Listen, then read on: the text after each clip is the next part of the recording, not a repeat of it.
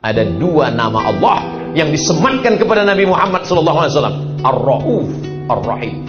Laqad ja'akum rasulun min anfusikum azizun alaihi ma'anittum harisun alaikum bil mu'minina ra'ufun rahim. Lembut, berkasih sayang. Itulah dia Sayyidina Muhammad SAW. Patah giginya, berdarah pelipisnya, menetes darah di bawah terompah kayu basah. Datang malaikat mengatakan, ya Muhammad SAW, kalau sampai darah di kakimu itu menetes ke tanah, kuratakan Taif dengan tanah, hancur orang Taif itu semua. Apa kata Nabi SAW? Asallah an yukhrij min aslabihim man ya'budullaha wa la yusyrika bihi syai'a.